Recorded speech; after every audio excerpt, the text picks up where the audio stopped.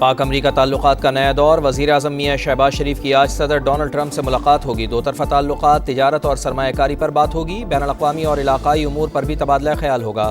ملاقات میں field marshal Syed Asim Munir بھی شریک ہوں گے۔ وزیر اعظم کل اقوام متحدہ کی جنرل اسمبلی سے اہم خطاب کریں گے۔ فلسطین اور مقبوضہ کشمیر کے مظلوم عوام کا مقدمہ دنیا کے سامنے رکھیں گے۔ علاقائی سلامتی، دہشت گردی اور اسلاموفوبیا پر بھی بات کریں گے۔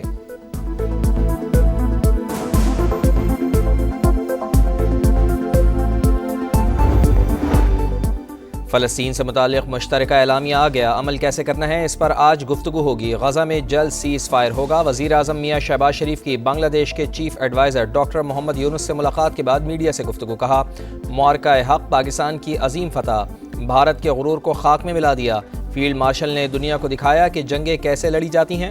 پاکستان اور بنگلہ دیش کے تعلقات مزید بہتری کی طرف جائیں گے، تجارت اور سفارتی تعلقات بڑھائیں گے۔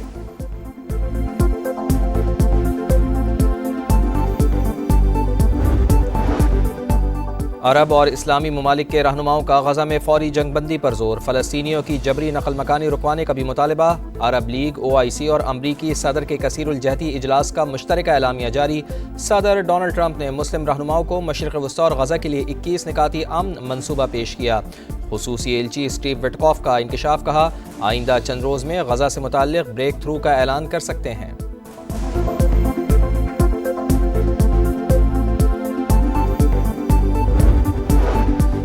نائب وزیر اعظم اسحاق ڈار سے بحرین کے وزیر خارجہ کی ملاقات، اقتصادی تعاون، علاقائی روابط اور مختلف فورمز پر اشتراک کار کو فروغ دینے پر اتفاق۔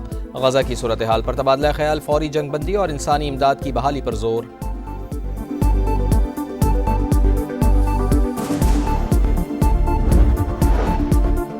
دہشت گردی کے خاتمے کا مشن، سیکیورٹی فورسز کا ڈیرہ اسماعیل خان کے علاقے درابن میں ایکشن۔ بھارتی سپانسرڈ فتنۃ الخوارج کے 13 دہشت گرد ہلاک، اسلحہ اور گولہ بارود برآمد۔ ہلاک خوارج دہشت گردی کی متعدد کارروائیوں میں ملوث تھے۔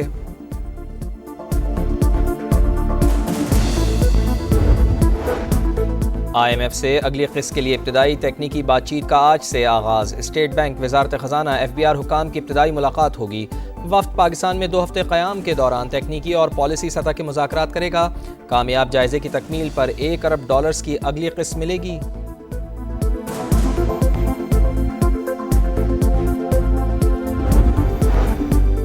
بھارتی کپتان سوریہ کمار یادو کو متنازع بیان مہنگا پڑ گیا۔ ICC نے پاکستان کی شکایت کا نوٹس لے لیا۔ تحقیقات کی ذمہ داری میچ ریفری رچی رچرڈسن کو سونپ دی گئی۔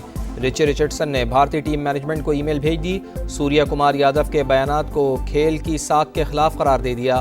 بھارت نے صاحبزادہ فرحان اور حارث رؤف کے خلاف شکایت درج کرا دی۔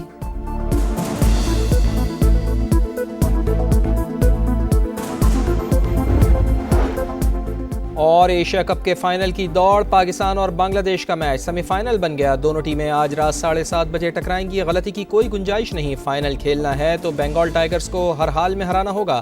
شاہین شاہ افریدی کہتے ہیں تینوں شعبوں میں اچھا کھیلنا ہوگا، فائنل کھیلنے اور ٹائٹل جیتنے آئے ہیں۔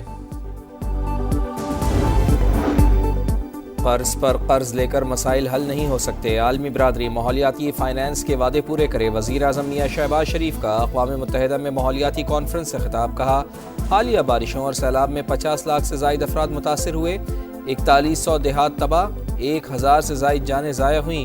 گرین انرجی اور متبادل توانائی پر منتقلی کی کوششیں کر رہے ہیں۔ چینی صدر نے ماحولیاتی تبدیلیوں کی وجہ سے بڑھتے ہوئے چیلنجز کو حقیقت قرار دیا، کہا صورتحال سے نمٹنے کے لیے اجتماعی اقدامات کرنا ہوں گے۔ چین عالمی سطح پر ذمہ داریاں ادا کرنے کے لیے پرعزم ہے۔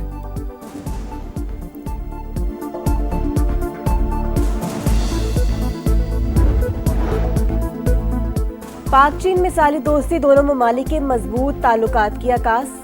نیو یارک میں وزیر اعظم کے چینی ہم منصب سے گفتگو، اجلاس میں بھی شرکت۔ شہباز شریف UN secretary general Antonio Guterres سے بھی ملے۔ آسٹریا کے فیڈرل چانسلر اور کویت کے ولی عہد سے ملاقاتیں۔ وزیر اعظم نے جرمن اور عربی زبان میں گفتگو کی۔ کویتی ولی عہد سے گفتگو میں دونوں ملکوں کی دوستی کو دائمی اور لازوال قرار دیا۔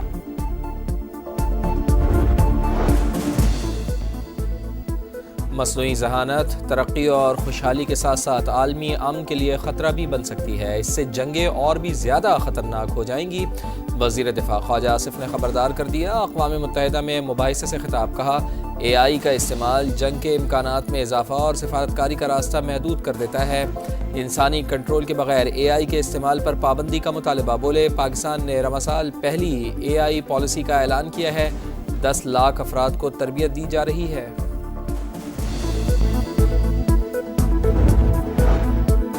نائب وزیر اعظم اسحاق ڈار کی برطانوی وزیر خارجہ سے ملاقات، علاقائی اور عالمی پیش رفت اور باہمی دلچسپی کے امور پر تبادلہ خیال، دیرینہ شراکت داری، تجارت، سرمایہ کاری اور کثیر الجہتی فورمز پر تعاون سے متعلق گفتگو۔ اسحاق ڈار کا کثیر الجہتی تعلقات کو مزید مضبوط کرنے پر زور، پاکستانی تارکین وطن کے اہم کردار کو اجاگر کیا۔ 7 ارب ڈالرز قرض پروگرام کی اگلی قسط کے حصول کا مشن، آئی ایم ایف کا جائزہ مشن آج سے پاکستان کا دورہ کرے گا، معاشی صورتحال کا دوسرا جائزہ لے گا۔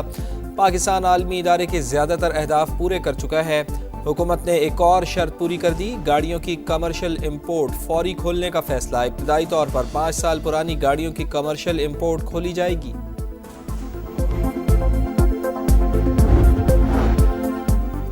دہشت گردی کے خاتمے کا مشن، سیکیورٹی فورسز کا ڈیرہ اسماعیل خان کے علاقے درابن میں ایکشن، بھارتی سپانسرڈ فتنۃ الخارج کے 13 دہشت گرد ہلاک، اسلحہ اور گولہ بارود برآمد۔ آئی ایس پی آر کے مطابق ہلاک خوارج دہشت گردی کی متعدد کارروائیوں میں ملوث تھے۔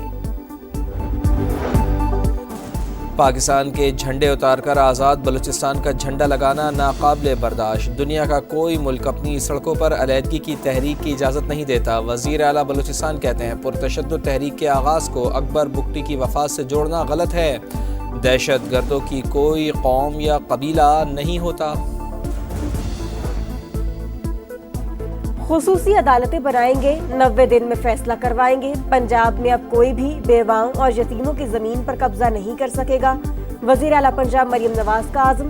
پیرا کی پاسنگ آؤٹ پریڈ سے خطاب میں کہا پنجاب کی کئی اضلاع میں کرائم ریٹ 0 ہے، سی سی ڈی نے امن و امان قائم کیا، خواتین کو ہراساں کرنے والا انجام کو پہنچتا ہے، خواب ہے صوبہ خواتین کے لیے محفوظ بنے، ناجائز منافع خوری کسی صورت برداشت نہیں، گندم، آٹا، سبزی اور روٹی کی سرکاری قیمت کو یقینی بنانا ہے، پیرا اہلکار خود پر رشوت کو حرام سمجھے۔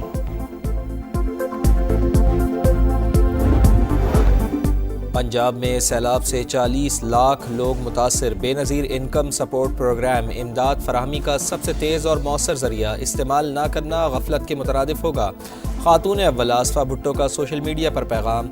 جیال رہنما ندیم افضل چند کہتے ہیں بہت سارے لوگ BISP ختم کرنا چاہتے ہیں، پیپلز پارٹی سیلاب پر سیاست نہیں کرنا چاہتی، بلاول بھٹو کی پالیسی پوری پارٹی کی پالیسی قرار، وفاقی حکومت کی گندم پالیسی پر شدید تنقید۔ جس طرح الیکشن ہو رہے ہیں ان کی اہمیت ختم ہو چکی، ملک ہائیبرڈ نظام پر نہیں چلے گا، اپوزیشن رہنماؤں کی پریس کانفرنس، اسد کیسر بولے مریم نواز کو چیلنج کرتا ہوں، آپ 10 سیٹیں نہیں جیت سکتی، محمود اچکزئی بولے شہباز حکومت کو عوام کی طاقت سے گرائیں گے۔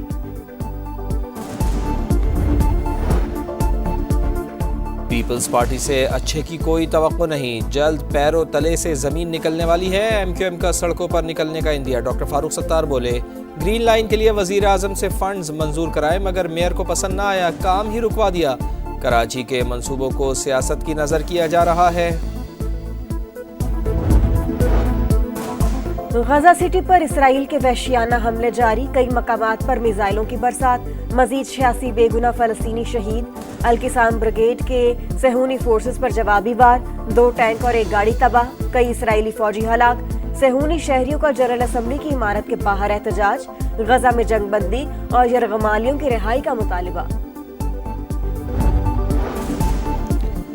مودی سرکار کے مظالم نامنظور، مقبوضہ کشمیر کے علاقے لداخ میں فسادات، پولیس نے 5 مظاہرین کی جان لے لی، بھوک ہڑتال پر رہنماؤں کی حالت بگڑنے کے بعد عوام سڑکوں پر آ گئے، BJP کے دفتر کو آگ لگا دی، پولیس کی گاڑیوں اور دیگر سرکاری املاک بھی نظر آتش۔